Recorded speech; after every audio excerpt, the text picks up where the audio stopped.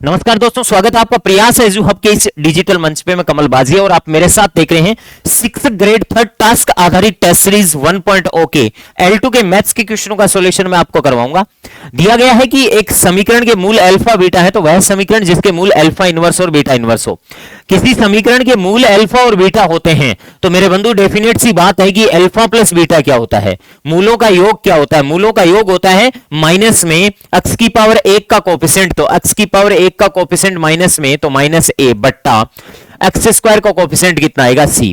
मूलों का गुणा क्या होता है, अचर पद अपॉन x की पावर 2 का कोफिशिएंट तो b अपॉन कितना c। ओके, यहां से कह रहा है कि वह द्विघात समीकरण जिसके मूल अल्फा इनवर्स है वह बीटा इनवर्स हो। अल्फा इनवर्स को 1 अपॉन अल्फा बोल सकते हैं और बीटा इनवर्स को 1 अपॉन बीटा बोल सकते हैं। तो वह द्विघात समीकरण जिसके मूल 1 अपॉन अल्फा और 1 अपॉन बीटा हो। द्विघात समीकरण का फॉर्मेट होता है एक्स स्क्वायर माइनस मूलों का योग 1 बटा अल्फा प्लस 1 बटा beta into x plus a मूलों का गुणा 1 अपॉन अल्फा गुणा 1 upon beta 1 upon alpha beta बराबर कितना 0। मुझे एक बात बताओ, ये हो जाएगा एक्स स्क्वायर माइनस से अल्फा बीटा, अगर मैं कॉमन ले लूं इनका एलसीएम तो अल्फा प्लस बीटा बन जाएगा ऊपर, या अल्फा का भाग दोगे तो beta plus alpha into x a plus A 1 upon alpha beta बराबर कितना हो गया 0। अल्फा बीटा से गुणा करेंगे तो alpha beta X square minus A alpha plus beta into x plus A 1 is equal to कितना आ जाएगा 0। अल्फा प्लस बीटा का मान कितना होगा, अल्फा प्लस बीटा का मान होगा मेरे बंधु यहां से माइनस ए बटा सी। अल्फा बीटा का मान होगा बी बटा सी, तो बी बटा सी एक्स स्क्वायर माइनस है तो माइनस माइनस किसका प्लस का, ए बटा सी एक्स ए प्लस 1 बराबर कितना हो गया 0। सी से मल्टीप्लाई कर दो तो ये बी एक्स स्क्वायर प्लस ए एक्स प्लस कितना हो गया सी बराबर कितना 0। ये द्विघात समीकरण कौन सी है, बी एक्स स्क्वायर प्लस ए एक्स प्लस सी बराबर 0। कौन से ऑप्शन में, थर्ड ऑप्शन राइट आंसर हो जाएगा। ओके दोस्तों, नेक्स्ट इसके बाद में अगला क्वेश्चन ये है कि निम्न में से विशुद्ध द्विघात समीकरण है। देखो बंधु, द्विघात समीकरण जो होती है वो 2 प्रकार की होती है, ठीक है। हाँ जी, द्विघात समीकरण 2 प्रकार की होती है। द्विघात समीकरण कितने प्रकार की होती है, 2 प्रकार की। द्विघात समीकरण जो होती है वो 2 प्रकार की होती है। पहले तो a x square plus a b x plus c बराबर 0 होता है, जहां ए नॉट इक्वल टू 0 होता है। ए कभी भी 0 नहीं हो सकता। लेकिन फिर इस द्विघात समीकरण के 2 प्रकार के होते हैं। द्विघात समीकरण एक तो होती है पूर्ण द्विघात समीकरण। कैसी होती है, पूर्ण द्विघात, कंप्लीट क्वाड्रेटिक इक्वेशन। पूर्ण द्विघात समीकरण कौन सी होती है, पूर्ण द्विघात समीकरण वो होती है जिसमें ए तो नॉट इक्वल टू 0 होता ही होता है भाई, ए तो नॉट इक्वल टू 0 होता ही होता है, ए तो कंपलसरी है। लेकिन बी भी नॉट इक्वल टू 0 होता है और सी भी नॉट इक्वल टू 0 होता है। अर्थात जैसे 2x square minus 3x plus 4 बराबर 0, ऐसी समीकरण है जहां बी और सी 0 नहीं होता है, इसे पूर्ण द्विघात समीकरण बोलते हैं। एक होती है इनकम्प्लीट क्वाड्रेटिक इक्वेशन, अपूर्ण द्विघात समीकरण। अपूर्ण द्विघात समीकरण वो होती है जिसमें b बराबर है 0, सॉरी या तो b 0 हो जाए, या तो b बराबर 0 या c बराबर 0 या b बराबर c बराबर दोनों 0 हो। दोनों में से एक 0 हो जाए, दोनों 0 हो जाए, उसको अपूर्ण द्विघात समीकरण बोलते हैं। जैसे 2x स्क्वायर माइनस 5 बराबर 0 या फिर 3x स्क्वायर माइनस 4x बराबर 0 या 7x स्क्वायर बराबर 0, ये अपूर्ण द्विघात समीकरण होती है। लेकिन ये अपूर्ण द्विघात समीकरण खुद एक प्रकार होता है, इसमें विशुद्ध द्विघात समीकरण। क्या होता है, विशुद्ध द्विघात समीकरण, प्योर क्वाड्रेटिक इक्वेशन। विशुद्ध द्विघात समीकरण कौन सी होती है, विशुद्ध द्विघात समीकरण वो होती है जिसमें ओनली b इक्वल्स टू क्या होता है 0, ओनली b 0 होता है, केवल b ही 0 होता है। और b 0 होता है तो c 0 नहीं होता। तो फॉर एग्जांपल बात करना चाहूंगा, जैसे 5x स्क्वायर माइनस 4 बराबर 0, ये विशुद्ध द्विघात समीकरण है। विशुद्ध द्विघात समीकरण में b 0 होता है, ये तो अपने आप में पूर्ण द्विघात समीकरण है। क्या है बंधु, पूर्ण द्विघात समीकरण है। ये अपने आप में अपूर्ण है। क्या है, अपूर्ण है, लेकिन बट अपन कह सकते हैं प्योर नहीं है, प्योर नहीं है। ओके, प्योर क्वाड्रेटिक इक्वेशन तो यही है, ठीक है। ये है अपूर्ण, अपूर्ण के साथ साथ में क्या है, विशुद्ध भी है, प्योर है, ठीक है। विशुद्ध भी है अपने आप में, तो अपन कह सकते हैं ये एपोन के साथ साथ में प्योर है। ये द्विघात ही नहीं है, ये तो द्विघात समीकरण ही नहीं है, तो ये रैखिक समीकरण है। तो राइट आंसर कौन सा होगा? सी होगा। नेक्स्ट इसके बाद में अगला प्रश्न, यदि द्विघात समीकरण के मूल समान है तो k का अधिकतम मान क्या होगा? मूल समान के केस में डिस्क्रिमिनेंट 0 होता है, अर्थात b स्क्वायर माइनस 4ac 0 होता है। b स्क्वायर बोले तो k का स्क्वायर माइनस 4, a का मान 1 और c का मान कितना? 9 बराबर 0। तो ये k स्क्वायर माइनस 36 बराबर कितना होता है? 0। तो k बराबर है k स्क्वायर बराबर 36 प्लस का, और k बराबर प्लस माइनस का 6 आएगा। इसका मतलब k का मान k is equals to plus 6 है, ये तो मैक्सिमम मान होगा, और k is equals to minus 6 है, ये कैसा मान होगा? मिनिमम मान होगा। ओके, तो प्लस 6 तो मैक्सिमम होगा और माइनस 6 मिनिमम। अधिकतम मान पूछा है तो प्लस का 6 राइट है आंसर होगा। ओके दोस्तों, नेक्स्ट इसके बाद में अगला क्वेश्चन, एक द्विघात समीकरण के मूल है तो द्विघात समीकरण ज्ञात करो। द्विघात समीकरण का सूत्र होता है एक्स स्क्वायर माइनस ए मूलों का योग। किसका योग? मूलों का योग। एक्स स्क्वायर माइनस ए मूलों का योग इंटू एक्स प्लस ए मूलों का गुणा। किसका गुणा? मूलों का गुणा बराबर कितना हो जाएगा? 0। तो बताओ बंधु, एक्स स्क्वायर माइनस मूलों का योग, एक मूल अल्फा प्लस बीटा है और दूसरा मूल अल्फा माइनस बीटा है, इंटू एक्स प्लस ए मूलों का गुणा अल्फा प्लस बीटा गुणा अल्फा माइनस बीटा बराबर 0। ये आ जाएगा, बीटा से बीटा कट जाएगा, x square minus a 2 alpha x a और plus a alpha square minus beta square की आइडेंटिटी है बराबर 0। ये x के पदों में हो चाहे t के पदों में हो, कोई फर्क नहीं पड़ता। वेरिएबल t के पदों में है तो माइनस का 2 अल्फा और alpha square minus beta square कौन से ऑप्शन में है? सी ऑप्शन में है। तो t के पदों में भी हो सकती है, ऐसे भी हो सकती है। द्विघात समीकरण है, द्विघात समीकरण ऐसी भी होती है, minus 2t plus 4 is equal to 0, ये भी होती है। कोई जरूरी नहीं है कि x के पदों में ही हो द्विघात समीकरण। ओके, नेक्स्ट है, द्विघात समीकरण का विविक्तीकर कितना होगा? बंधु, श्रीधराचार्य सूत्र में क्वाड्रेटिक फॉर्मूले में minus v plus minus under root में ये बी स्क्वायर माइनस 4ac लिखते हो ना आप, इसी को डिस्क्रिमिनेंट कहते हैं, डी बोलते हैं। ये डी होता है बी स्क्वायर माइनस 4ac। तो ये बताओ बी स्क्वायर, तो 1 का स्क्वायर माइनस 4, 1 a और c भी 1 है, तो ये हो गया 1 माइनस 4 बराबर कितना? माइनस का 3। इसको डिस्क्रिमिनेंट बोलते हैं, तो माइनस का 3 उत्तर होगा। कई बार बच्चे इसको माइनस का अंडर रूट 3 कर देते हैं, जो कि नहीं होगा। डिस्क्रिमिनेंट ये पूरा नहीं होता, अंदर ही अंदर बी स्क्वायर माइनस 4ac को बोलते हैं। नेक्स्ट इसके बाद में अगला प्रश्न, अल्फा और बीटा द्विघात समीकरण के मूल है तो alpha square plus beta square. मेरे बंधु, सबसे पहले alpha square plus beta square को एक्सप्लेन करो। एक सर्वल समीका होती है, अल्फा प्लस बीटा का होल स्क्वायर बराबर होता है alpha square plus beta square plus 2 alpha beta. Plus 2 alpha beta को इधर लाऊंगा तो माइनस का 2 अल्फा बीटा आएगा कि नहीं आएगा? अब अल्फा प्लस बीटा क्या आएगा? समीकरण के मूल है तो मूलों का योग होता है माइनस बी बटा ए, तो माइनस का बी बटा ए का स्क्वायर हो जाएगा। ओके, माइनस का 2 अल्फा बीटा बराबर क्या होगा? सी अपॉन ए हो जाएगा। ओके, तो ये हो जाएगा B square upon a square minus का 2c अपॉन ए। दोनों में ए कॉमन ले लूं, लघुत्तम ले लूं ए स्क्वायर से ए स्क्वायर भाग गया तो 1 बी स्क्वायर माइनस ए का भाग ए स्क्वायर में एक बार 2ac, तो b square minus 2ac upon a square कौन से ऑप्शन में है? B square minus 2ac upon a square पहले ऑप्शन में, ये राइट आंसर हो जाएगा। नेक्स्ट इसके बाद में अगला, k का मान जिसके लिए द्विघात समीकरण के मूल बराबर है। मूल बराबर पहले द्विघात समीकरण बनानी पड़ेगी इसको, तो पहले व्यवस्थित करूंगा तो इसको k एक्स स्क्वायर माइनस ए 2k एक्स प्लस 6 बराबर 0 लिख सकता हूं। ओके, बताओ बंधु, यहां पे a बराबर कितना है? k, और b बराबर कितना है? माइनस का 2k, और c बराबर कितना है? 6। अगर आपको पता है कि मूल समान है, मूल बराबर तभी होते हैं जब b स्क्वायर माइनस 4ac बराबर क्या हो? 0, डिस्क्रिमिनेंट 0 हो। तो b स्क्वायर तो माइनस का 2k का स्क्वायर माइनस का 4, a का मान भी k और c का मान भी कितना? 6 बराबर कितना? 0।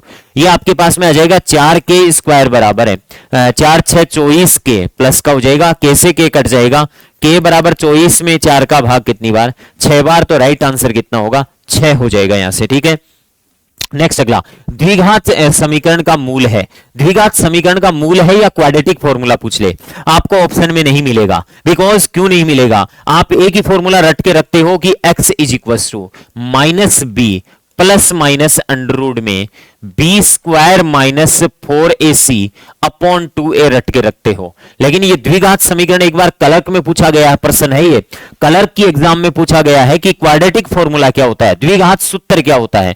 द्विघात सूत्र इसको मॉडिफाई करता है। देखो बंधु कैसे, एक बात आप जानते हो, इसको उल्टे चिन्ह से मल्टीप्लाई करने वाला आप हर का परिमेयीकरण, अंश का परिमेयीकरण, आइडेंटिटीज वगैरह में भी सीखते हो, वही बात आएगी यहां पे। मैं इसको एक काम करूंगा, उल्टी चीजों से मल्टीप्लाई करूंगा। मल्टीप्लाई करने का मतलब है कि माइनस का बी, अगर प्लस है तो मैं माइनस का रखूंगा और माइनस है तो प्लस है, अंडर रूट में बी स्क्वायर माइनस से 4ac अपॉन ये यहां पे भी नीचे भी minus B minus plus under root में बी स्क्वायर माइनस 4ac से गुणा करेंगे।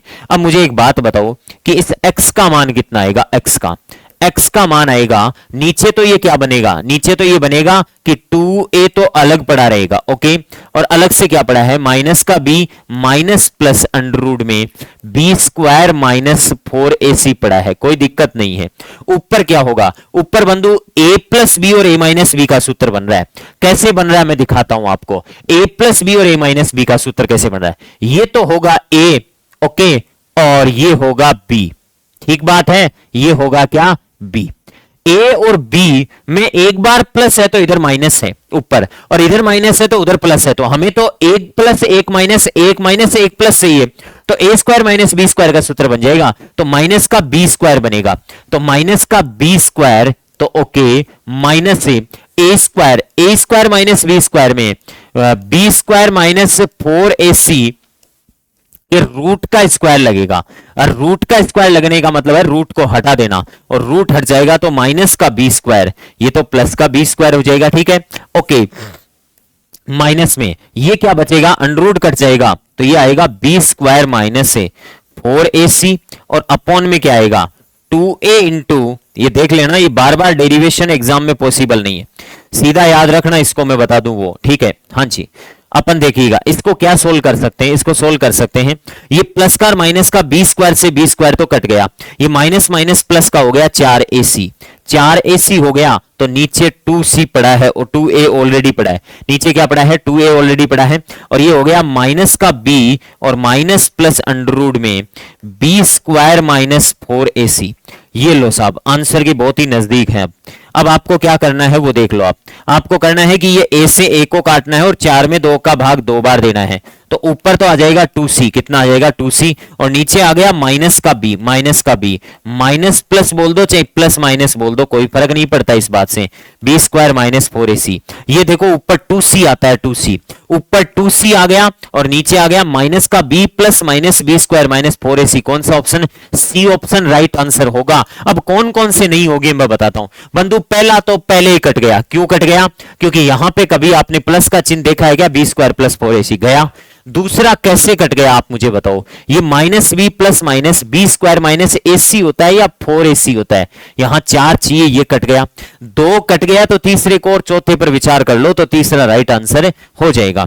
नेक्स्ट इसके बाद में अगला क्वेश्चन, द्विघात समीकरण जिसका एक मूल 5 अंडर रूट 5 प्लस 2 है, इसको व्यवस्थित करना मत भूलना। एक मूल अंडर रूट 5 प्लस 2 है, तो इसको ऐसे लिख दो 2 प्लस अंडर रूट 5, क्योंकि जो अपरिमेय संख्या होती है वो बाद में लिखी जाती है, श्रीधर आचार्य सूत्र में अंडर रूट वाली बात बाद में आती है, एक व्यवहारिक तरीका है। तो दूसरा मूल क्या होगा बंधु, दूसरा मूल क्या होगा, दूसरा मूल होगा ये 2 माइनस अंडर रूट 5, क्योंकि प्लस माइनस लगता है और परिमेय संख्या में अपरिमेय जोड़ते हैं तो अपरिमेय मान आता है, और अपरिमेय मान आता है तो वो 2 पदों में पड़ा रहता है, एक अंडर रूट 5 का पद है और एक 2 है। अले बता यहां से समीकरण क्या होती है, एक्स स्क्वायर माइनस मूलों का योग 2 प्लस अंडर रूट 5 प्लस है 2 minus under root 5 into x plus है, मूलों का गुणा 2 प्लस अंडर रूट 5 गुणा 2 माइनस अंडर रूट 5 और बराबर कितना 0। ये अंडर रूट 5 से अंडर रूट 5 तो क्या हो गया, कट गया, और ये हो गया एक्स स्क्वायर माइनस 4x है, वो a प्लस बी और a माइनस बी, 2 का स्क्वायर 4 अंडर रूट में 5 का स्क्वायर होता है 5, तो बराबर कितना 0। ये हो गया x square minus 4x minus 1 बराबर 0। ये कौन से ऑप्शन में है, x square minus 4x minus 1 बराबर 0, थर्ड में है।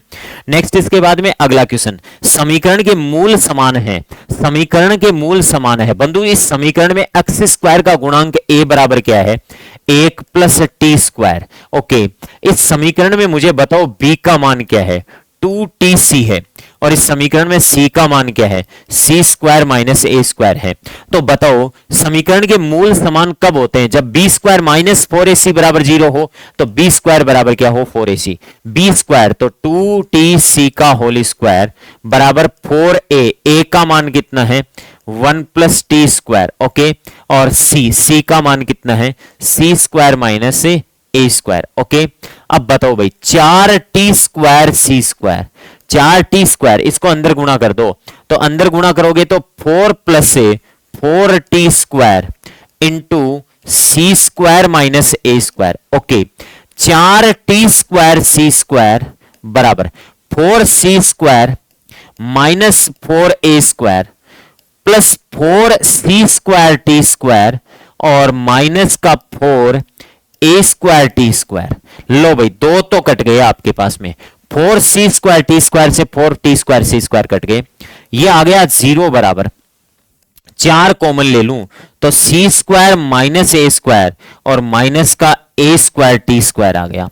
ये 4 का भाग इधर लगेगा तो 0 आ जाएगा, तो मैं कह सकता हूं 0 बराबर सी स्क्वायर माइनस ए स्क्वायर टी स्क्वायर। एक काम करें, इस माइनस माइनस वाले को इधर पटके पूरे को, तो ये आ जाएगा ए स्क्वायर प्लस ए स्क्वायर टी स्क्वायर। अब बताओ ए स्क्वायर कॉमन ले लूं तो 1 प्लस टी स्क्वायर बराबर सी स्क्वायर आ गया, तो 1 प्लस टी स्क्वायर बराबर सी स्क्वायर आ गया, और ए स्क्वायर को मैंने क्या ले लिया, कॉमन ले लिया। तो राइट आंसर कौन सा हो गया, फर्स्ट हो गया। नेक्स्ट इसके बाद में अगला क्वेश्चन, ये x की घात a x की घात b x की घात c है, तो x के आधार समान है तो a plus b plus c लिख सकता हूं, आधार समान है तो घातें जुड़ जाती है, और एक को हम x की घात 0 भी लिख सकते हैं। अब आधार समान तो घात समान के नियम से a plus b plus c बराबर कितना आ गया, 0। और आपको इतना पता है कि a plus b plus c बराबर 0 होता है, तो a cube plus b cube plus C cube minus 3 abc का खुद का सूत्र होता है a plus B plus c, a square plus B square plus c square minus A b minus b c minus a c. तो a plus B plus c अगर 0 है, अगर ये 0 है तो पूरे को 0 कर देगा, तो a cube plus B cube plus C cube minus 3 abc को 0 के बराबर कर दिया। यहां से a cube plus B cube plus C cube बराबर 3 abc आ गया, तो a cube plus B cube plus C cube कितना आएगा, 3 abc आ जाएगा। नेक्स्ट इसके बाद में अगला प्रश्न, यदि x प्लस वाई बराबर z हो तो इसका मान क्या होगा। मेरे बंधु एक बात बता, x प्लस वाई बराबर z है, उसको माइनस z कर लूं, बराबर कितना हो जाएगा, 0। दोनों तरफ वर्ग करूंगा तो x plus Y minus z का स्क्वायर करूंगा तो 0 का भी स्क्वायर करना पड़ेगा, तो इसका स्क्वायर होता है एक्स स्क्वायर ए square plus B square plus c square, तो माइनस जेड का स्क्वायर, ए square plus B square plus c square plus 2ab तो एक्स वाई माइनस से वाई जेड माइनस से जेड एक्स। ओके, और बराबर कितना आएगा, 0। बराबर कितना आएगा, 0 आएगा। अब बताओ भाई यहां पे सॉरी मैं अलग दिशा में ले गया इसको, कोई बात नहीं है, ए cube plus B cube plus सी क्यूब। अब मुझे एक बात बता दो आप यहां से कि X square plus Y square plus Z square, तो ये लिख सकता हूं X square plus Y square plus Z square, ये माइनस का Z square plus Z square हो जाएगा, प्लस का 2 एक्स वाई माइनस से Y Z minus Z X बराबर कितना, 0। अब देखो इसका सॉल्यूशन क्या होगा, इसका सॉल्यूशन क्या होता है ये बताओ आप मुझे, इसका सॉल्यूशन क्या होता है, ए cube plus B cube plus सी क्यूब का, a cube plus B cube plus C cube का सॉल्यूशन क्या होता है, ए cube plus B cube minus c cube minus 3 x y z बराबर क्या होता है, आप तो ये बताइएगा। भाई सीधी सी बात ये है कि यहां इतना ज्यादा करने की जरूरत नहीं थी, इतना ज्यादा करने की जरूरत नहीं थी, कुछ गलत दिशा में अपन चले गए। सीधी सी बात है कि एक फॉर्मूला ये भी होता है कि a cube plus a b cube plus a c cube minus 3 abc बराबर a plus B plus c, उतना ज्यादा करने की जरूरत नहीं थी। A square plus B square plus c square minus से a b minus b c minus a c. अब मुझे एक बात बताओ कि ये इस केस में यदि मैं कहूं कि यदि सॉरी मैं आपको कहूं कि यदि आपके पास में सी नेगेटिव हो, यदि आपके पास में सी क्या हो, नेगेटिव हो, सी नेगेटिव होगा तो इस पे क्या इंपैक्ट पड़ेगा ये बताओ। सी नेगेटिव होगा तो ए cube plus B cube minus c cube, c negative होगा तो plus a 3ab C negative होगा तो बता रहा हूं आपको a plus b minus c, मैं सी नेगेटिव के केस बता रहा हूं तो a square plus B square plus c square positive रहेगा, लेकिन सी नेगेटिव है, minus A B plus b c plus a c आएगा कि नहीं आएगा, आएगा। अब मुझे एक बात बताओ, ये सेम टू सेम ऊपर वाला प्रश्न बन गया आपके पास में, X cube plus Y cube minus Z cube plus 3xyz बराबर क्या होगा। ये एक बात बताओ, ये खुद क्या दे रहा है हमें, ये खुद दे रहा है x plus Y minus Z बराबर 0 है। इसका मतलब तो ये हो गया कि a प्लस बी माइनस सी बराबर यहां पे भी कितना है 0। तो ऐसा 0 है तो ये 0 है तो ये 0 हो जाएगा, और ये 0 होगा तो इस पूरे का मान किसके बराबर आ जाएगा, 0 के बराबर आ जाएगा। थोड़ा सा ऐसे समझो इसको एक बार फिल्टर करके, क्योंकि डबलिंग हो गई, इधर वाला डेटा काम में नहीं आया। तो ए cube plus B cube plus सी क्यूब माइनस 3ab बराबर होता है ए प्लस बी प्लस सी, लेकिन यहां पे सी का मान नेगेटिव है, x plus Y minus z का मान, ठीक है।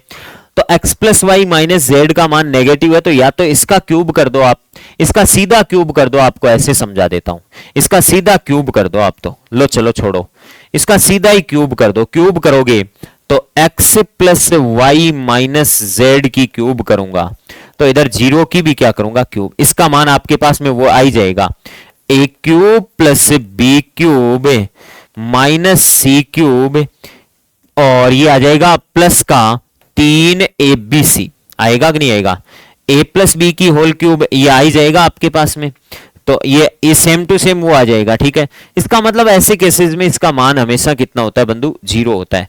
बट यहाँ पे हमारे पास में ये चीज काम में नहीं आई, ये वाली हम हटा सकते हैं, ओके। तो इसको थोड़ा सा अंडरस्टैंड रखना कि इस प्रकार से ये मामले जो आपकी सर्व समीकरण हैं इनमें z नेगेटिव करना है भाई, बात ये है z को क्या करना है, नेगेटिव करना है आपको, ठीक है, ओके।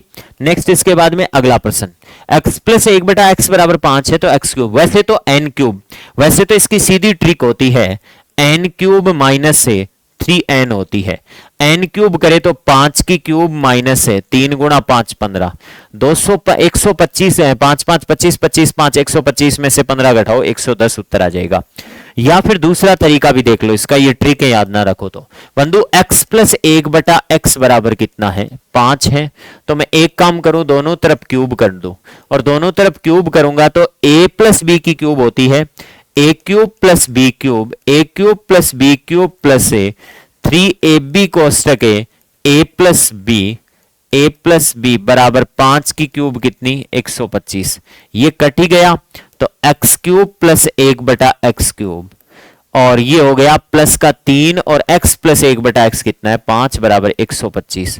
125 में से 15 घटा दो आप तो ये लो आपका आंसर आ गया। मैंने दो तरीके से बता दिया, इसका उत्तर कितना आ गया 110, कितना आ गया 110। नेक्स्ट इसके बाद में अगले क्वेश्चन पे चलते हैं।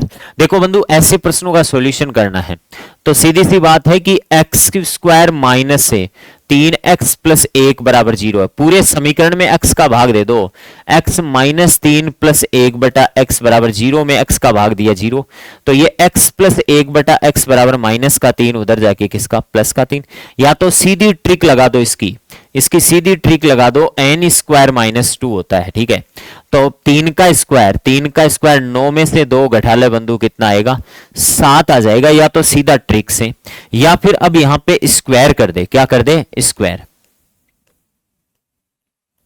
स्क्वायर करेगा तो X square plus 1/x square, A square plus B square plus 2 A B is equal to होता है 3 का स्क्वायर 9, ये कट गया तो ये x square plus 1/x square बराबर कितना आ गया 7। राइट आंसर कौन सा है 7, ये सी ऑप्शन में पड़ा। नेक्स्ट इसके बाद में अगला क्वेश्चन, ये देखो बड़ा प्यारा प्रश्न है, यहां पे वैल्यू पुट करनी है, क्या पुट करनी है, वैल्यू पुट करके वेरीफाई करें, वैल्यू पुट करके ही वेरीफाई करें ऐसे प्रश्नों को। Put x is equals to, put x is equals to 1, x is equals to 1 put करेंगे तो आपके पास में आएगा 1 प्लस 2 बटा 1 बराबर 3। ये आएगा 1 प्लस 2 बराबर 3। ये चीज सिद्ध होती है कि ये बात तो सही है, 3 बराबर 3। इसका मतलब आप प्रश्न में भी 1 रख दो, तो put x is equals to यहां पे भी कितना 1, तो 1 प्लस 2 बटे 1 गुणा 3 माइनस 1। ओके, ये आ गया 4 बटे 2 बराबर कितना 2। तो राइट आंसर कौन सा होगा? सी हो जाएगा आपके पास में। नेक्स्ट इसके बाद में अगला प्रश्न मेरे बंधु, फिर वही सर्व समीकाएं आ गई। इस सर्व समीका को थोड़ा सा मैं ऐसे लिख सकता हूं मेरे बंधु, ए cube plus B cube plus C cube minus 3 A B c बराबर होता है ए plus B plus c a square plus B square plus c square minus A b minus b c minus a c upon में नीचे इसको, ये भी सर्व समीका 3 सर्व समीकाओं को जोड़ के बनाई गई है, a minus b b minus c c minus a. इसका मान होता है a square plus B square plus c square, हाँ जी, plus a b, sorry minus A b minus b c और माइनस ए सी का ट्वाइस होता है इसमें। और अब बताओ बंधु ट्वाइस क्यों होता है, मैं थोड़ा बता देता हूं आपको, हिंट दे देता हूं। a माइनस बी का होल स्क्वायर क्या होता है? A square plus B square minus का 2ab। बी माइनस सी का होल स्क्वायर क्या होता है? B square plus c square minus का 2bc। ओके, अब बताओ मुझे यहां से c माइनस ए का होल स्क्वायर बराबर क्या होता है? सी स्क्वायर प्लस ए स्क्वायर माइनस का 2ac। अगर मैं इन तीनों को जोड़ूंगा तो मुझे ये बताओ, ये तो जुड़ जाएंगे लेकिन उधर 2a square 2b square 2c square minus का 2ab माइनस का 2bc माइनस का 2ac, तो 2 कॉमन ले लिया मैंने यहां से, और अब ये नीचे वाला और ऊपर वाला कट गया। अब बताओ भाई यहां पे मान कितना है? a plus B plus C 25 plus 15 plus 10 से बट्टे कितना 2, 40 और 10 50 बट्टे कितना 2, और 50 में 2 का भाग लगाएंगे कितना 25 उत्तर आ जाएगा, जो कि कौन से ऑप्शन में है? डी ऑप्शन राइट होगा। नेक्स्ट इसके बाद में n एक धन पूर्णांक है तो ये किससे विभाजित होगा? बंधु 3 रिजल्ट याद रख लो आप, तो 17 की पावर 17 माइनस 5 की पावर 17 सदैव किससे विभाजित होगा? सॉरी प्लस है तो 17 प्लस 5 से विभाजित होगा। ओके, 17 की पावर 17 माइनस 5 की पावर 17 सदैव किससे विभाजित होगा? 17 माइनस 5 से होगा। और 17 की पावर 20 माइनस 5 की पावर 20 मेरे बंधु 17 प्लस 5 से भी होगा और 17 माइनस 5 से भी होगा। बस इसके अलावा बाकी कोई रिजल्ट सत्य नहीं होता। बनते तो सर्व समीकाओं से है ये आगे जाके, लेकिन मोटी मोटी बात ये बता दूं कि घात विषम प्लस तो प्लस और माइनस तो माइनस। इतना याद रखो इन दो के लिए, इन दो के इतना याद रखो, घात विषम है, घात विषम है तो प्लस वाला प्लस से ही विभाजित होगा और माइनस वाला किससे? माइनस से। और इसके लिए याद रखो घात सम है, घात सम है तो माइनस वाला प्लस से भी होगा और माइनस से भी होगा। प्लस के लिए कुछ कह नहीं सकते, कुछ कह नहीं सकते। ओके, इसके अलावा बाकी सिचुएशनों में कुछ कह नहीं सकते। n एक धन पूर्णांक है तो धन पूर्णांकों में सम विषम कुछ भी हो सकता है। तो x माइनस ए मेरे बंधु n के सभी मानों के लिए, n का मान मुझे एक बात बताओ 3 हो जाएगा। विषम होता है तो प्लस वाले से विभाजित होता है, माइनस वाले से नहीं होता है। n का मान 4 होगा तो कुछ कह नहीं सकते, समघात है तो बीच में चिन्ह प्लस का है तो माइनस में ही कह सकते हैं। इसका मतलब n के न सम मानों के लिए नहीं विषम मानों के लिए, दोनों तीनों ही गलत हो गए। n के किसी भी मान के लिए सत्य नहीं है, तो ये विभक्त किससे होगा? n के किसी भी मान के लिए नहीं होगा। तो मैं आपको मोटी मोटी बात ये बता दूं कि x की पावर n, x की पावर n प्लस a की पावर n बंधु x प्लस a से विभाजित होता है जब n क्या हो? n क्या हो? विषम हो। n क्या हो? विषम हो। x की पावर n माइनस a की पावर n मेरे बंधु x प्लस ए से विभाजित होता है जब n क्या हो, जब n क्या हो, सम हो। ये कंफ्यूज करने वाली बातें हैं फालतू में। x की पावर n माइनस ए की पावर n x माइनस ए से विभाजित होता है जब n सम होगा तो भी होगी और विषम होगा तो भी होगा। ओके, हाँ जी, तो बात यहां से निकल कर आती है, चौथा सही ऑप्शन हो गया। नेक्स्ट इसका पी स्क्वायर के बगल में 4 चाहिए तो इस 2 को गुणा कर दो, 2p माइनस 2 बटा p बराबर 1। अब वर्ग कर दो आप, जैसे ही वर्ग करोगे 2p माइनस 2 बटा p का स्क्वायर करना पड़ेगा, तो उधर 1 का भी स्क्वायर करना पड़ेगा। 2p का स्क्वायर 4p स्क्वायर प्लस 4 बटा p स्क्वायर माइनस का 2a का मान 2p और b का मान 2 बटे p बराबर 1। ये p से p तो क्या हो गया, कैंसिल आउट, p से p तो कैंसिल आउट हो गया। ये हो गया 4p स्क्वायर प्लस 4 बटे p स्क्वायर बराबर 2 दूनी 4, 4 दूनी 8, 8 उधर जाके 1 में जुड़ेगा, अल्टीमेटली कितना उत्तर आ जाएगा, 9 आंसर आ जाएगा। नेक्स्ट इसके बाद में अगला प्रश्न, x प्लस 1 बटा x बराबर 2 होता है तो x की घात कितनी भी हो x का मान हमेशा कितना रखो, 1। 1 प्लस 1 बटा 1 बराबर 2 आया, ये तो सिद्ध होता है। 1 की घात 9 प्लस 1 बटा 1 की घात कितनी भी कर लो 1 ही आता है, तो यहां से भी कितना आएगा, 2 ही आएगा। 2 आएगा तो राइट आंसर कौन सा हो जाएगा, ए। इसके बाद में अगला प्रश्न, अगले प्रश्न में मैं एक बात बोलूं, ये किसका सूत्र है, ये सीधा सीधा सूत्र है X cube minus Y cube का, है कि नहीं है बंधु। X minus Y X square plus X Y plus Y square. फिर बताओ बंधु प्लस, ये किसका सूत्र है, ये सूत्र लगा मुझे X cube plus Y cube का, लगा कि नहीं लगा। ओके, हाँ जी, ये हो गया X cube plus Y cube का सूत्र, और उसको मल्टीप्लाई कर लो आप आगे माइनस के चिन्ह के साथ। एक्स को एक्स स्क्वायर से मल्टीप्लाई करेंगे एक्स क्यूब, माइनस का एक्स वाई स्क्वायर, ये प्लस का वाई एक्स स्क्वायर, ओके, और ये हो गया माइनस का वाई क्यूब। ओके, ये लो, बताओ बंधु वाई क्यूब से वाई क्यूब क्या हो गया, कट गया, ये 2x क्यूब हो गया। कितना x क्यूब हो गया, 2x क्यूब। ये कोष्टक खुलेगा तो अंदर जाएगा माइनस का x क्यूब प्लस का एक्स वाई स्क्वायर माइनस का वाई एक्स स्क्वायर और प्लस का वाई क्यूब। ये सूत्र बन जाएगा x क्यूब में से 2x क्यूब में से x क्यूब घटेगा, x cube plus Y cube और प्लस से एक्स वाई कॉमन ले लो तो एक तो बच गया y और एक बच गया कितना x। तो x cube plus Y cube कौन से ऑप्शनों में है, भी दूसरे और तीसरे में है। एक्स वाई कॉमन लेने के बाद में y माइनस एक्स कौन से में है, तीसरा ऑप्शन क्या होगा, करेक्ट। नेक्स्ट अगला है ए क्यूब प्लस बी क्यूब का मान पूछा है। मेरे बंधु ए क्यूब प्लस बी क्यूब का मान कितना होता है, ए क्यूब प्लस बी क्यूब का मान होता है ए प्लस बी की whole cube, A plus B A square minus A B plus B square होता है, ये मान होता है ए क्यूब प्लस बी क्यूब का, सीधा सूत्र होता है। इसको व्यवस्थित करूं, इसका एलसीएम ए बी ले लूं तो ए का भाग दिया तो बी और बी का भाग दिया तो ए बराबर नीचे ए माइनस क्या है बी, वज्र गुणा कर दूं तो बी माइनस ए और ए माइनस बी बराबर है ए बी। अब इसका कॉमन ले लूं माइनस से तो ये a माइनस बी बनेगा, इधर भी a माइनस बी बनेगा बराबर A B.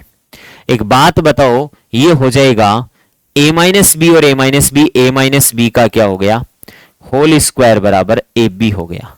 a minus B का होल स्क्वायर क्या होता है, a square plus B square minus का 2ab बराबर ए बी। ये माइनस का अंदर घुसेगा तो माइनस का ए स्क्वायर माइनस का बी स्क्वायर प्लस का 2ab बराबर ए बी। ये ए बी इधर आके घटेगा तो माइनस का ए स्क्वायर माइनस का बी स्क्वायर प्लस का ए बी बराबर 0। इसको पूरे को माइनस से मल्टीप्लाई कर दोगे तो a square plus B square minus A b बराबर क्या आ गया 0। अब बताओ मुझे यहां से a square plus B square minus A b 0 है, अगर ये मान 0 है, ये 0 है तो ये पूरा ही किसके बराबर हो जाएगा a प्लस बी इंटू 0 और ये आ जाएगा 0। कितना आ जाएगा 0, तो 0 मान आएगा इसका। ठीक है, नेक्स्ट इसके बाद में अगला बंधु, इसको वेरीफाई करवाना पड़ेगा। a और b के स्क्वायरों का मान 1 आ जाना चाहिए, तो मैं एक काम करता हूं, a का मान लेता हूं, a का मान 1 मान लिया और b का मान कितना 0, तो 1 का स्क्वायर 1 प्लस 0 का स्क्वायर 0 बराबर 1 आ जाता है। इसमें भी मान लेता हूं मैं, ऐसे मान जो वेरीफाई करने पर सेट हो। लेट एक्स, सी का मान मैं 0 मान लेता हूं और डी का मान कितना मान लू 1। 0 और 1 का वर्गों का योग 1 ही होता है। अब ए सी 0 आ जाना चाहिए, ए सी 0 आ गया और बी डी भी 0 आ गया, इसका मतलब ये सेट है 0 प्लस 0 0 होता है। अब ए स्क्वायर प्लस सी स्क्वायर 1 होता है क्या, ए स्क्वायर 1 का स्क्वायर प्लस 0 का स्क्वायर बराबर 1 होता है कि बिल्कुल सही है। B square plus D square 0 का स्क्वायर प्लस 1 का स्क्वायर 1 आता है, और ए बी 0 और सी डी ये भी 0, इसका मतलब ये भी 0 आ रहा है। इसका मतलब कौन सा कथन सत्य है, केवल 1 और 2 सत्य, परंतु ये नहीं, केवल 2 नहीं, 1 2 3 सभी क्या है सत्य हैं। वैल्यू रख के वेरीफाई करवाना पड़ता है ये सर्वसमीकाओं में, ऐसी में। हाँ जी मेरे बंधु, इसको थोड़ा व्यवस्थित करूं मैं, इसको थोड़ा लेके आगे बढ़ूं तो ये देखो ए स्क्वायर प्लस बी स्क्वायर, पूरे पेपर में ज्यादा सर्वसमीकाएं मिक्स हो गई। मेन एग्जाम में घबराने की जरूरत नहीं है, एक सर्वसमीका का प्रश्न आएगा तो वो कर लोगे आप। हाँ जी, ये हो जाएगा 2a minus 2b minus 2c और माइनस 3। मेरे बंधु इसको ऐसे लिख लूं, ए स्क्वायर माइनस 2a, जगह छोड़ के लिख दूं बी स्क्वायर प्लस 2b और जगह छोड़ के लिख दूं सी स्क्वायर प्लस 2c। यार इस ए को इधर लाया माइनस का, 2b को इधर लाया प्लस का, 2c को इधर लाया प्लस का। अब मैं एक काम करूं, इनमें तीनों में, इसमें तो प्लस 1 जोड़ दूं, इसमें भी प्लस 1 जोड़ दूं और इसमें भी प्लस 1 जोड़ दूं, बराबर क्या कर दूं 0। 1 और 1 2 और 1 3, 3 उधर जाके माइनस का, इधर आके प्लस का। ये किसका होल स्क्वायर बन गया बताओ, a माइनस 1 का होल स्क्वायर प्लस ये किसका होल स्क्वायर बन गया, b प्लस 1 का होल स्क्वायर, और ये किसका होल स्क्वायर बन गया c प्लस 1 का होल स्क्वायर, c प्लस 1 का होल स्क्वायर बराबर कितना 0। अब मुझे एक बात बताओ, तीन पदों का योग 0 हो रहा है, वर्गों का योग, इसका मतलब तीनों इंडिविजुअल 0 के बराबर है। a माइनस 1 बराबर 0 है तो a बराबर हमेशा कितना होगा 1। b प्लस 1 बराबर 0 है तो b बराबर हमेशा कितना होगा -1। और बताओ मुझे यहां से c प्लस 1 बराबर 0 है तो c बराबर हमेशा कितना होगा -1। ये बताओ मुझे यहां से कि आपको पूछा है 2a, a का मान कितना 1, -3 b का मान कितना -1, प्लस 4 c का मान कितना -1। ये हो गया आपके पास में 2 + 3 -4, 5 में से 4 घटाओ कितना 1 बचेगा, तो राइट आंसर कौन सा हो गया बी। नेक्स्ट इसके बाद में अगला question, a plus B plus c बराबर 15, a square plus B square plus c square बराबर 83। तो आपको a cube plus B cube plus C cube का मान चाहिए। मेरे बंधु इसका मान चाहिए तो इसका खुद का सूत्र क्या होता है, इसका खुद का सूत्र कितनी बार आ चुका है, इसका सूत्र होता है a plus B plus c into a square plus B square plus c square minus का a b minus b c minus a c, ये सूत्र होता है। a plus B plus c का मान तो यहां कितना दिया हुआ है 15 दिया हुआ है, okay. A square plus B square plus c square, इसका मान मेरे बंधु दिया हुआ है आपको कितना 83 दिया हुआ है, माइनस इनका मान नहीं दिया हुआ, किसका a B plus a B c plus a c का मान नहीं दिया हुआ, इनका मान नहीं दिया हुआ, मुझे मत दे बंधु। एक बात बता कि इसका खुद का सूत्र क्या होता है, a plus B plus c का होल स्क्वायर बराबर a square plus B square plus c square plus का 2 A B plus a B c plus a c. ले बता a plus B plus c का होल स्क्वायर, 15 का square कितना 225, a square plus B square plus c square 83 plus का 2 A B plus a B c plus a c. 3 घटाओ 5 में से 2 और 12 में से 8 घटाओ कितना 4। 142 बराबर आ गया 2 A B plus a B c plus a c. मेरे बंधु 2 का भाग 142 में 71 बार, तो ये 71 a B plus b c plus a c का मान रख दो। तो 15 इंटू 83 माइनस 71, ये लो, ये आपके पास में आ गया 15 इंटू 12, 12 पंजो 60, 12 और 6 18, 180 राइट आंसर बी ऑप्शन में। 2 सर्व समीकरणों को यूज कर रहा है, अल्टीमेटली घुमा के उन्हीं सर्व समीकरणों को काम में ले रहा है। ये देखो, इसको अंदर पी को गुणा करो, ये घनमूल में है, तो पी की घात 3 plus 3 P square plus 3 P और प्लस में कितना पड़ा है 1। ये मेरे बंधु एक बात बताओ, यहां p प्लस 1 की घात कितनी हो गई 3, p प्लस 1 की घात 3, a प्लस b की घात 3 होती है, a की घात 3 प्लस 3 a स्क्वायर b, लेकिन b 1 है, प्लस 3 a b स्क्वायर, तो 1 का स्क्वायर 1 प्लस a क्यूब। ये लो, घात 3 से ये 3 घनमूल कट गया, तो p प्लस 1 आ गया, तो ये 99 प्लस 1 कितना होता है 100 होता है, 100 होता है। तो राइट आंसर आपके पास में कौन सा बी।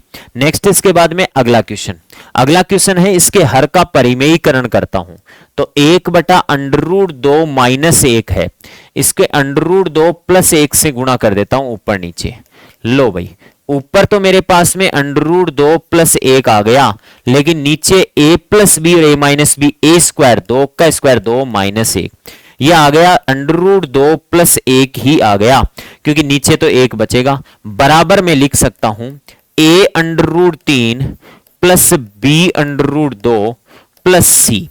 तुलना किससे करूं, पहले इसके √2 के गुणा में उधर b है, तो इधर कितना मान लूं 1, प्लस √3 के गुणा में कुछ नहीं है, तो क्या मान लो 0। अब बताओ बंधु, a का मान तो तुलना से 0 आ जाएगा, b का मान 1 और c का मान भी कितना 1। आपको पूछा है a प्लस बी प्लस सी, तो 0 प्लस 1 प्लस 1 है, 1 प्लस 1 कितना हो जाएगा 2 हो जाएगा आपके पास में। ओके, नेक्स्ट इसके बाद में अगला प्रश्न, a cube plus B cube plus C cube बराबर है 3 ABC होता है जब a plus B plus C 0 हो। a plus B plus C ही 0 हो, तो 3 ABC आता है, a plus B plus C 0 है, x minus Y plus A, Y minus Z plus A, Z minus X बराबर 0 है, x से x कट गया, y से y, z से z, 0 बराबर 0। ओके, तो 3x से 3a बी सी उत्तर आएगा, b y माइनस जेड है, c जेड माइनस एक्स है। ये ले भाई 3 ए बी सी उत्तर आ जाएगा, तो 3 A B C X minus Y, Y minus Z, Z minus X ही आंसर होगा। अगला प्रश्न है, इसको वेरीफाई करवाना पड़ेगा, एक्स और वाई धनात्मक पूर्णांक हैं, तो एक्स और वाई के मान क्या क्या होंगे मेरे बंधु। एक्स का मान और वाई का मान, ये अंडर में आपको कह रहा है एक्स माइनस 1 गुणा वाई प्लस 2, एक्स माइनस 1 गुणा y प्लस 2 ऑलवेज कितना आना चाहिए 7। आप x और y की वैल्यूज पुट कराओ, x और y की। एक काम करता हूं, x और y की 8 और 5 पुट करवाता हूं, 8 और 5 रखूं तो बताओ बंधु, 8 में से 1 घटा तो कितना 7, और 5 में 2 जुड़ा तो 7, 7 गुणा 7 का वर्गमूल कितना आता है 7, तो 7 बराबर 7, ये हेंस प्रूव। ठीक है, अपन कह सकते हैं कि x का मान 8 होगा और y का मान कितना होगा 5।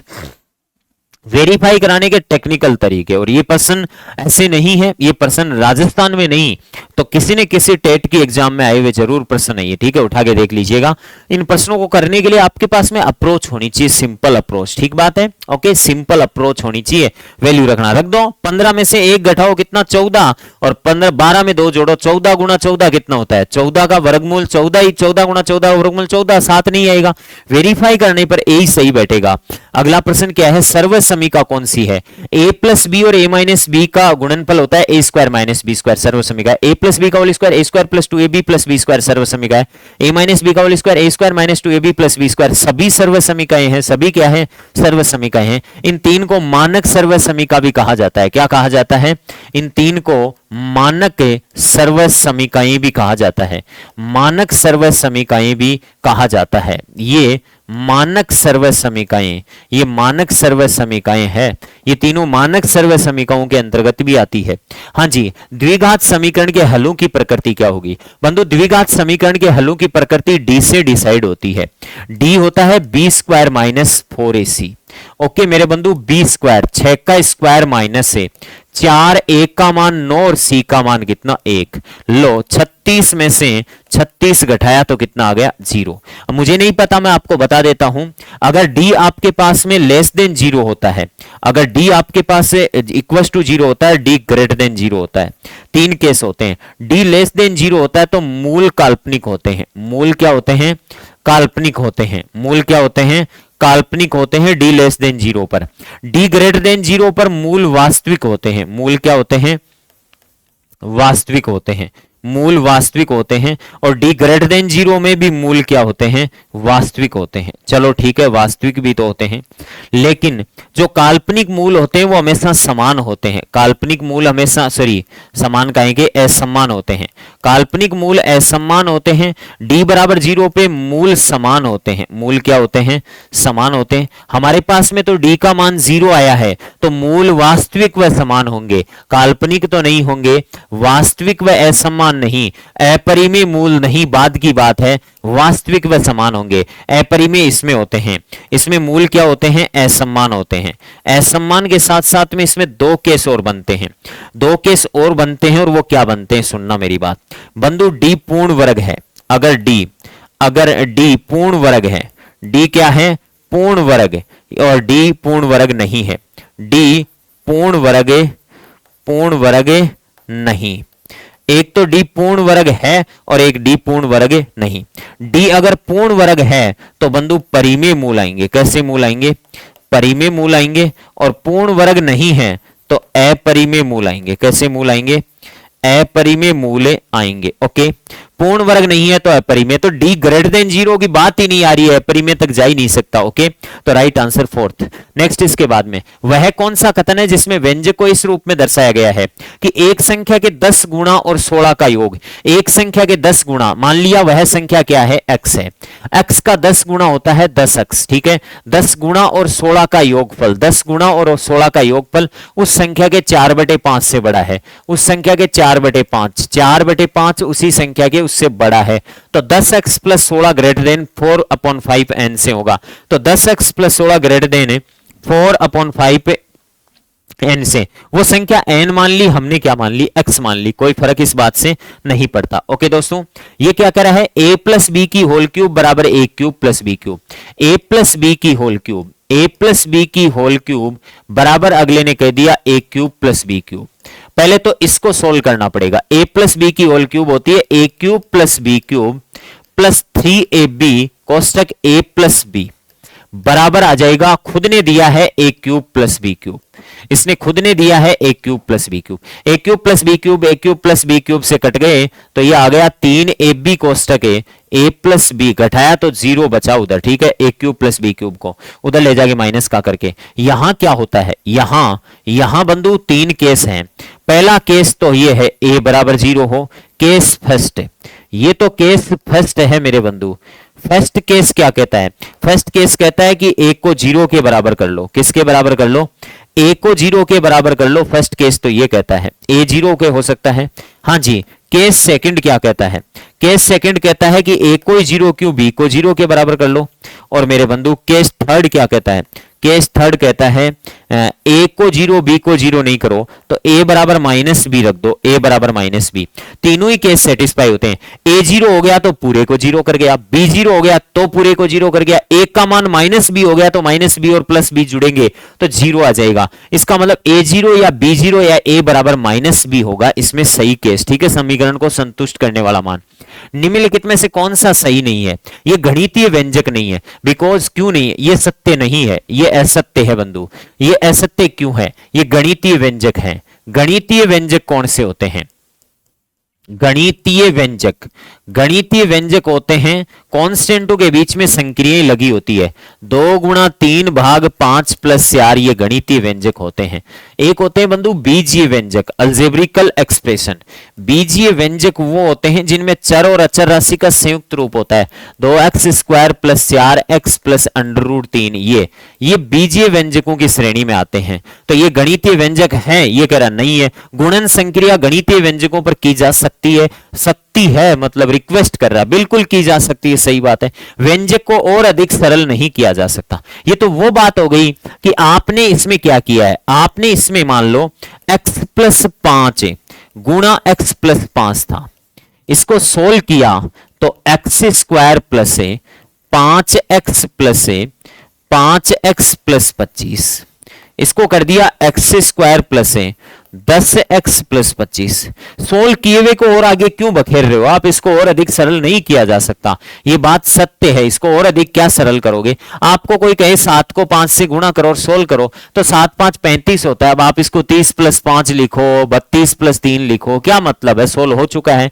समीकरण में चर का वह मान जो समीकरण को संतुष्ट करता है समीकरण का हल कहलाता है। सत्य बात है, चर के वही मान जो संतुष्ट करते हैं वही समीकरण के हल कहलाते हैं। अभी भी रिसेंट पिछले क्वेश्चन में हुआ भी था। ये बंधु यहां आके एक समीकरण का रूप ले लेती है और इसमें x का a का b का वो मान जो इसको संतुष्ट करे, तो a बराबर 0 भी संतुष्ट कर रहा है, b बराबर 0 और a बराबर -b भी संतुष्ट कर रहा है। तो ये इस प्रकार से आपके 3 कथन तो सत्य हैं।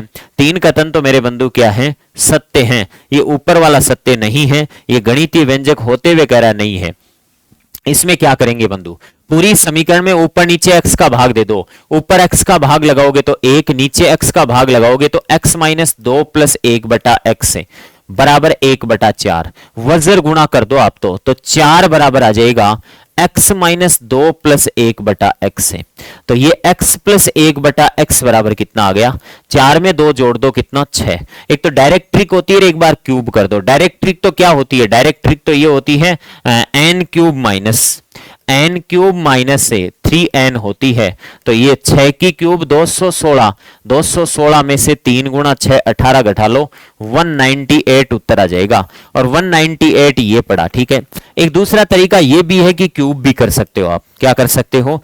क्यूब कर सकते हो। और क्यूब करोगे तो मेरे बंधु बता 6 की क्यूब 216, x प्लस 1/x की cube a cube plus b cube, a cube plus b cube plus 3ab कोष्टक a plus b x plus 1/x। Okay, बताओ मुझे यहां से 216 बराबर इसका x cube plus 1/x cube, x cube plus 1/x cube, ये cut गया plus का 3 गुणा x प्लस 1/x 36 18 घटा लो वही 198 आपके पास में उत्तर आ जाएगा। ओके दोस्तों, नेक्स्ट अगला, a और b दो परिमेय संख्याएं हैं तो निम्नलिखित में से कौन सा कथन सत्य है?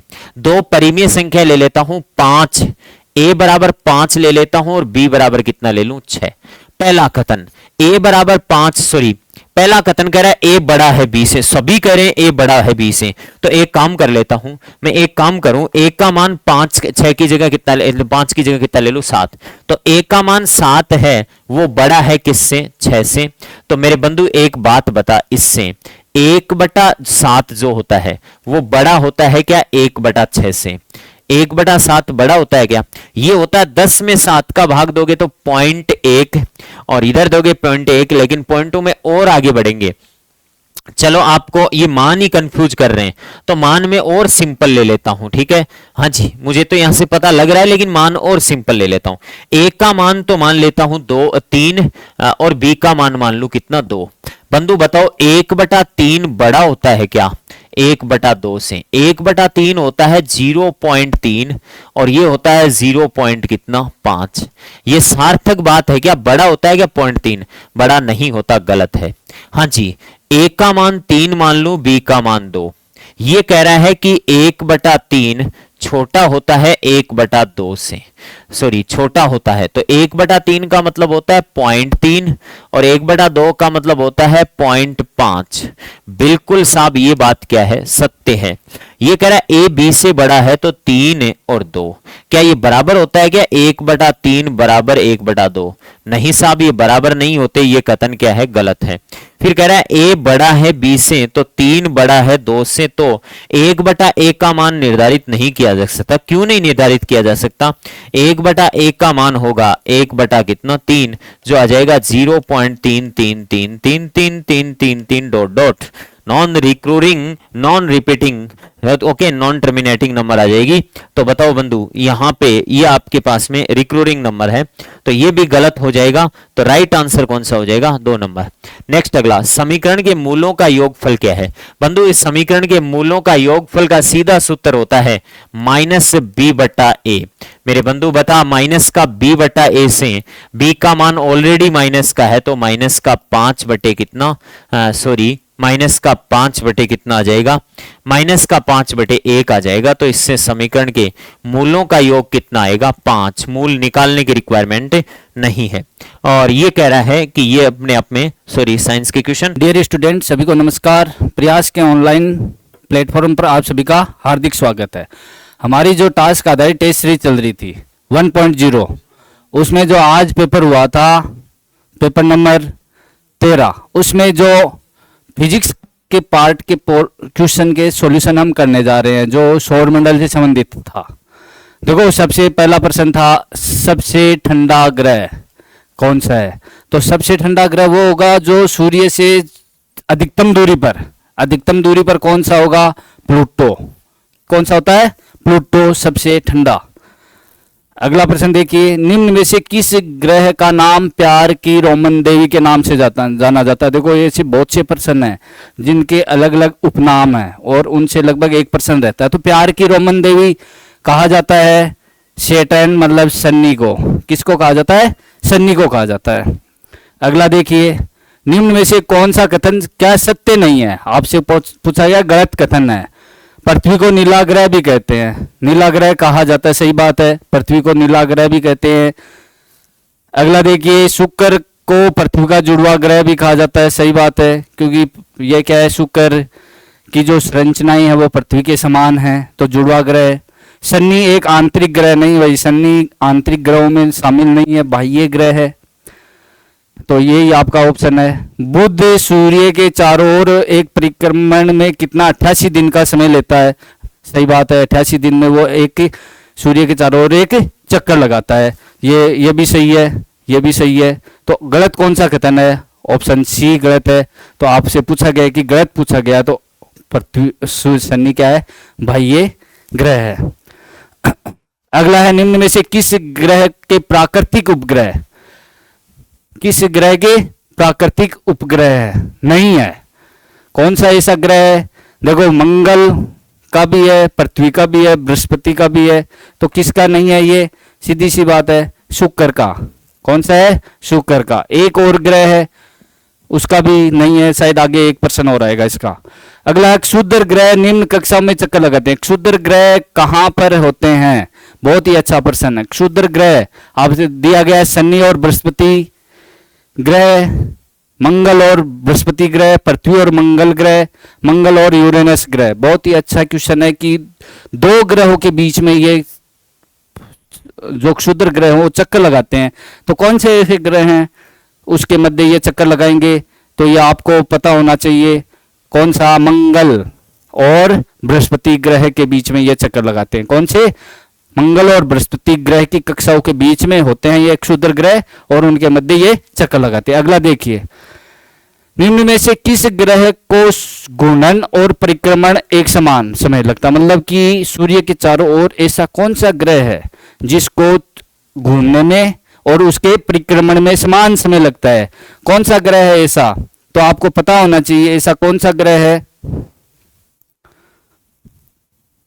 तो आपको ये पता होना चाहिए कौन सा ग्रह है। ये होगा आपका बुध। कौन सा होगा? बुध ग्रह, जो समान समय लेता है चक्कर लगाने में और उसके घूर्णन में, दोनों में। ग्रहों की गति के लिए किसने नियम प्रतिपादित किए? ग्रहों की गति के लिए आपको पता होना चाहिए केपलर। केपलर के 3 नियम पढ़ते हैं हम, केपलर ने ये प्रतिपादित किए थे। अगला देखिए, शुक्र ग्रह का वायुमंडल घने सफेद पीले बादलों से बना है, जो हैं किसके हैं भाई? ये आपको पता होना चाहिए, सल्फ्यूरिक अम्ल के हैं वो बादल, सफेद और पीले बादल हैं जो किसके होते हैं? सल्फ्यूरिक अम्ल के होते हैं। शुक्र ग्रह पर वायुमंडल है, उसमें ये बादल पाए जाते हैं। 2 ग्रह जिनके कोई प्राकृतिक उपग्रह नहीं है, ये भी वो रिपीट हो गया प्रश्न, ये भी आपको पता होना चाहिए। आपको ये भी पता होना चाहिए कौन से ऐसे 2 ग्रह हैं जिनका प्राकृतिक उपग्रह नहीं है। तो एक तो आया था, कौन सा था?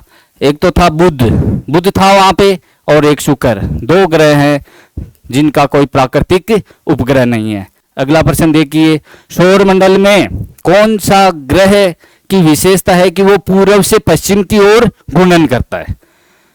बाकी सभी के किस में करते हैं? वे पश्चिम से पूर्व की ओर करते हैं।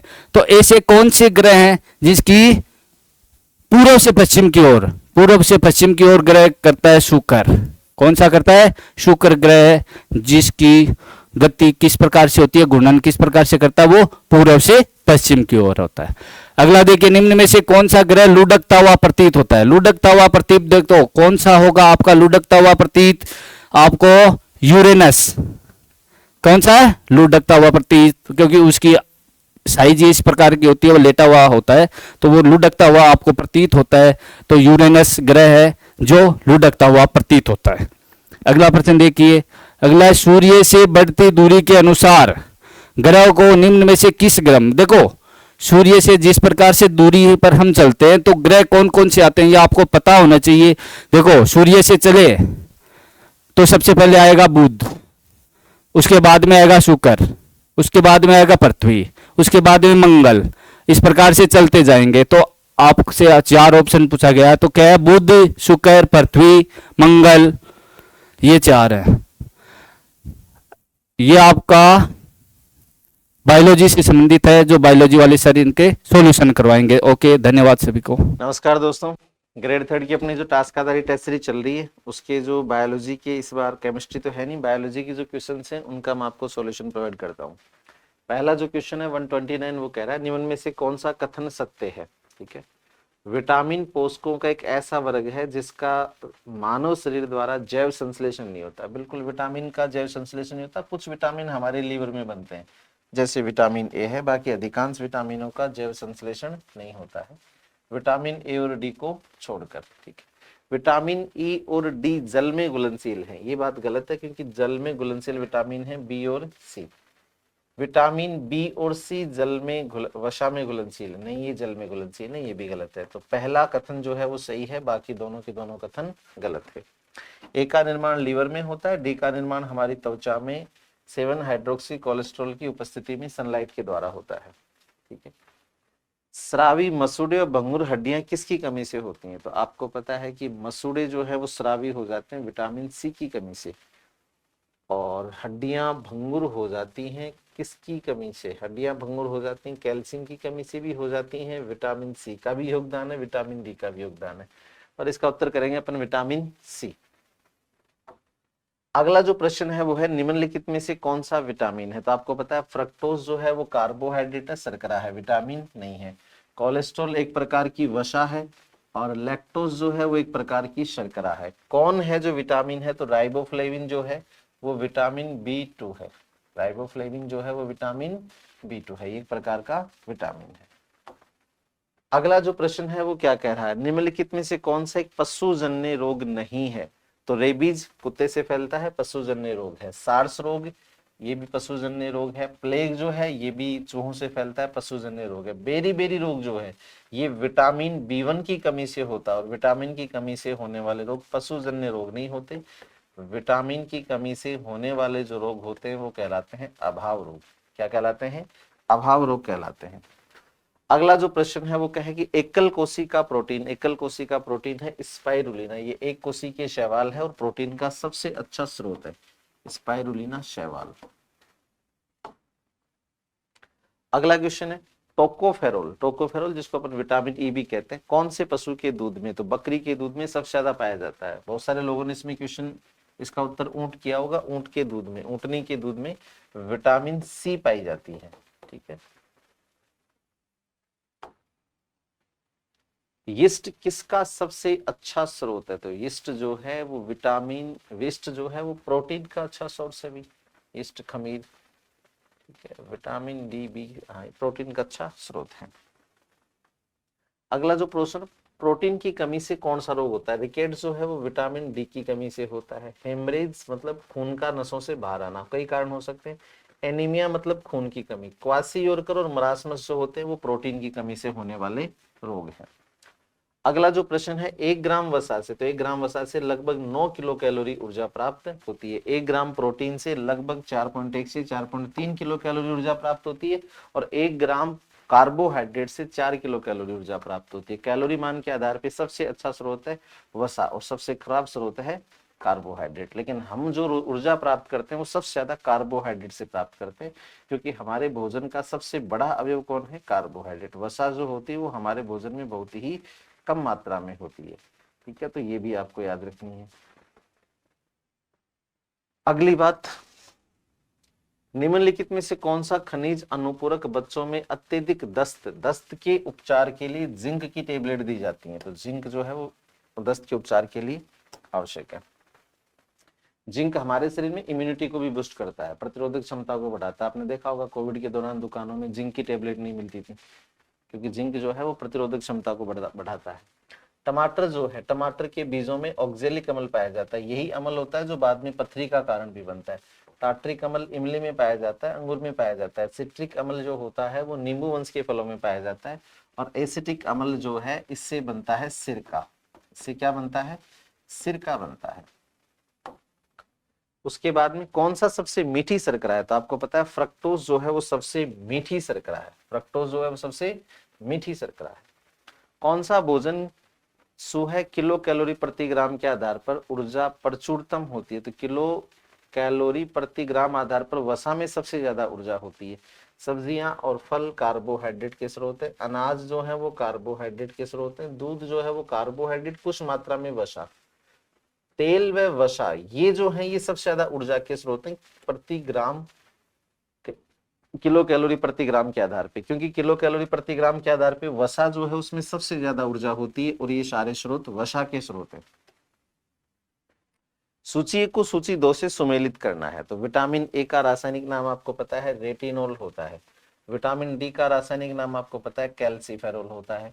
विटामिन के का रासायनिक नाम फिलोक्विनोन और नेफ्थोक्विनोन होता है। विटामिन सी का रासायनिक नाम एस्कोर्बिक एसिड होता है। और विटामिन ई का रासायनिक नाम टोकोफेरोल होता है।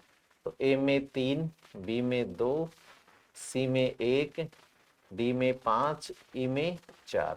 तो 3 2 1 5 4, 3 2 1 5 4, सी ऑप्शन जो है वो आपका सही उत्तर है। विटामिन के रासायनिक नाम जरूर याद रखने, इनके बारे में क्वेश्चन आता है। निम्नलिखित के बारे में असत्य कथन कौन सा है? तो सुक्रोज को दूध की शर्करा नहीं कहा जाता है। दूध की जो शर्करा है वो लैक्टोज को कहते हैं। दूध की शर्करा किसको कहते हैं? लैक्टोज को। तो पहला कथन हो गया गलत। आपसे यही पूछा है कि असत्य कथन कौन सा है, तो पहला कथन ही असत्य हो गया, क्योंकि दूध की शर्करा तो लैक्टोज को कहते हैं। ग्लूकोज को खून की शर्करा कहते हैं, बिल्कुल सही है। यूनिवर्सल शुगर भी कहते हैं और अंगूर की शर्करा, द्राक्ष शर्करा भी कहते हैं। गैलेक्टोज जो कि दिमाग में पाई जाती है, इसको मस्तिष्क की शर्करा या तंत्रिका शर्करा भी कहा जाता है, बिल्कुल सही बात है। फ्रक्टोज जो सबसे मीठी शर्करा है, इसको फलों की शर्करा कहा जाता है, शहद की शर्करा भी कहा जाता है, बिल्कुल सही है। तो ए जो है वो गलत है। अगला है निम्न में से सही कथन कौन सा है? तो हमें 4 ऑप्शन में 4 कथन दिए गए, उनमें से ये चूज करना है कि जो दिए गए ऑप्शन है उनमें से सही कथन कौन सा है। ठीक है, तो पहला है मोनोसेक्राइड, डाइसेक्राइड व पॉलीसेक्राइड कार्बोहाइड्रेट की अच्छा सही कथन नहीं है ये बताना है भाई, मतलब असत्य कथन छांटना है। तो पहला कथन तो सही है, ये तीनों कार्बोहाइड्रेट के प्रकार है। कृत्रिम शर्करा कार्बोहाइड्रेट की बनी होती है, ये गलत बात है भाई। दूसरा जो स्टेटमेंट है वो गलत है। क्यों गलत है? क्योंकि कृत्रिम शर्कराएं रसायनों की बनी होती हैं, वो कार्बोहाइड्रेट की नहीं बनी होती, शुगर की नहीं बनी होती। कृत्रिम शर्करा जैसे शैक्रिन है, एस्पार्टेम है, ठीक है, इसके अलावा जैसे एलिटेम है, ये सारी कृत्रिम शर्कराएं हैं, कृत्रिम मधुरक हैं, और ये कार्बोहाइड्रेट के नहीं बने होते। सभी कार्बोहाइड्रेट शर्करा होते हैं, बिल्कुल सही बात है। अच्छा, आपको गलत चूज करना था तो गलत हो गया पहला ऑप्शन, बी ऑप्शन। मोनोसैकेराइड सबसे सरल कार्बोहाइड्रेट है और ये जल में घुलनशील होते हैं, स्वाद में मीठे होते हैं, बिल्कुल सही है। फिर से असत्य कथन छानना है तो सुक्रोज को गन्ने की शर्करा कहते हैं, बिल्कुल कहते हैं। सुक्रोज जो है वो गन्ने और चुकंदर में पाई जाती है, तो इसको गन्ने की शर्करा, कैन शुगर या फिर इक्सु शर्करा भी कह देते हैं। संस्कृत में सबसे ज्यादा व्यापारिक लेन देन इसी का होता है, इसलिए इसको व्यापारिक शर्करा, ट्रेड शर्करा कहते हैं। इसकी केमिस्ट्री में संरचना टेबल जैसी होती है, और रसोई में जो अपन चीनी, गुड़, शक्कर काम में लेते हैं वो सारे सुक्रोज होते हैं, इसलिए इन सभी नामों से जाना जाता है। ये कथन सत्य है, हमें असत्य कथन चूज करना है। अंकुरित बीजों में माल्टोज शर्करा पाई जाती है, ये भी कथन सही है। गैलेक्टोज जो है वो स्वतंत्र रूप से नहीं पाई जाती, बिल्कुल सही कथन है, क्योंकि गैलेक्टोज जो है वो हमेशा दूध या दूध से बने उत्पादों में लैक्टोज के रूप में पाई जाती है, गैलेक्टोज के रूप में पाई ही नहीं जाती, तो ये भी कथन सत्य है। हमें असत्य कथन का चूज करना है। स्टार्च जो है वो आयोडीन परीक्षण में, आपको पता है कि किसी पदार्थ में स्टार्च है या नहीं है, ये पता लगाने के लिए आयोडीन परीक्षण करते हैं। कैसे करते हैं आयोडीन परीक्षण? जो भी पदार्थ है या जो पदार्थ है जिसके अंदर स्टार्च है या नहीं है, ये हमें पता नहीं है। अगर इस पदार्थ पर अपन डालें आयोडीन की कुछ बूंदें, आपको पता है आयोडीन का जो रंग होता है वो पीला बैंगनी होता है। अब अगर आप इस पे आयोडीन की कुछ बूंदें डालेंगे, ठीक है, जैसे पनीर लिया, पनीर पे आयोडीन की कुछ बूंदें डाली है। अब अगर पनीर जो है वो केवल दूध से बना है तो इसके रंग में बहुत ज्यादा परिवर्तन नहीं होगा, लेकिन पनीर जो है अगर वो कार्बोहाइड्रेट से बनाया गया, मतलब मिलावटी पनीर है, तो उसका रंग हो जाएगा गहरा नीला, या फिर अपन कह सकते हैं काला, गहरा नीला या काला रंग हो जाएगा। तो आयोडीन परीक्षण पर स्टार्च कैसा रंग देता है? गहरा नीला या काला, लेकिन ये तो कह रहा है कि पीला या बैंगनी रंग देता है, ये बात गलत है। तो दिए गए ऑप्शनों में कौन सा ऑप्शन गलत है? तो दिए गए ऑप्शनों में डी ऑप्शन गलत है। चलते हैं अगले प्रश्न पे। अगला प्रश्न कह रहा है भोजन के अवयवों को उनके कार्यों के आधार पर सारणी में व्यवस्थित किया गया है जो सही सुमेलित नहीं है। तो कौन सा सही सुमेलित नहीं है? आपको बताया विटामिन जो होते हैं वो विटामिन और खनिज लवण दोनों ही उपापचय नियमन में कार्य करते हैं। विटामिन करते हैं, खनिज लवण करते हैं, एंजाइम्स की जो क्रियाएं होती हैं उनमें सहायक कारक का कार्य करते हैं। तो पहला तो सही सुमेलित है। दूसरा क्या कह रहा है? डीएनए और आरएनए आनुवांशिकता में सहायक होते हैं, बिल्कुल सही है। इनसे हमारे शरीर के अंदर न्यूक्लिक एसिड बनते हैं जो जेनेटिक्स में योगदान देते हैं। प्रोटीन की वजह से कोशिका विभाजन होता है शारीरिक वृद्धि एवं विकास में, बिल्कुल सही बात है। खनिज लवण ऊर्जा प्रदान करना, ये गलत बात है। ऊर्जा प्रदान करना काम होता है मुख्यतः कार्बोहाइड्रेट का, कार्बोहाइड्रेट की अनुपस्थिति में वसा का, और दोनों नहीं हो तो प्रोटीन का, ठीक है। तो ये जो है ये कथन गलत हो गया, और हमें ये पूछा है कि कौन सा कथन गलत है, तो डी ऑप्शन आपका सही है। अगला प्रश्न है कौन प्रोटीन की इकाई है? तो प्रोटीन आपको पता है एमिनो अम्लों का बहुलक होती है, और एमिनो अम्ल जुड़े होते हैं कौन से बॉन्ड के द्वारा, ये आपको बताना है कमेंट में। विटामिन ई की क्रियाशीलता के लिए सेलेनियम तत्व की आवश्यकता होती है जो हमारे शरीर में सबसे कम मात्रा में पाया जाने वाला तत्व है, और हमारे शरीर में सबसे ज्यादा मात्रा में पाया जाने वाला तत्व कौन सा है, ये आपको कमेंट में बताना है। अगला प्रश्न है मानव शरीर में कार्बोहाइड्रेट किस रूप में स्टोर होता है? तो हमें पता है हमारे लीवर में और कुछ मांसपेशियों में कार्बोहाइड्रेट ग्लाइकोजन के रूप में संचित होता है, इसको एनिमल मंड भी कह देते हैं। और पादपों में जो कार्बोहाइड्रेट होता है वो संग्रहित होता है किस रूप में? तो पादपों में संग्रहित होता है मंड के रूप में, मंड को ही कहा जाता है स्टार्च, ठीक है। तो ये भी आपको याद रखना है। अगला जो प्रश्न है वो क्या कह रहा है निम्नलिखित में से सही कथन कौन सा है? तो विटामिन ए का टीका लगाया जाता है खसरे से बचाव के लिए, पहला कथन सही है। अच्छा, पहला कथन तो सही है, ठीक है, ये कथन सही है। बीटा कैरोटीन को रेटिनोल का पूर्वज माना जाता है, बिल्कुल। बीटा कैरोटीन जो होता है वो हमारे लीवर में जाकर के कन्वर्ट हो जाता है किसमें? रेटिनोल में। और सुनहरा चावल गोल्डन राइस जो है ब्रिटेन के वैज्ञानिकों ने बनाया है वो रेटिनोल स्रोत है, ये भी सही है, ठीक है। विटामिन ए की कमी से रतौंधी, जीरोफ्थैल्मिया और किरीटोमलेशिया और डर्मेटाइटिस रोग हो जाते हैं, ये भी सही है। तो चारों सारे कथन ही सही हैं, डी ऑप्शन जो होगा वो आपका सही उत्तर होगा। तो ये आपके आज के जो बायोलॉजी के प्रश्न थे इनकी विस्तृत व्याख्या थी। आपके एग्जाम नजदीक है, पढ़ने पे अधिकतम फोकस करें। किसी भी प्रकार का संदेह हो किसी प्रश्न में या किसी भी प्रकार की कोई दिक्कत आ रही हो तो कोचिंग में आके या फिर जैसे भी आपको मतलब उचित लगे अपने प्रश्नों का समाधान जरूर करें। धन्यवाद।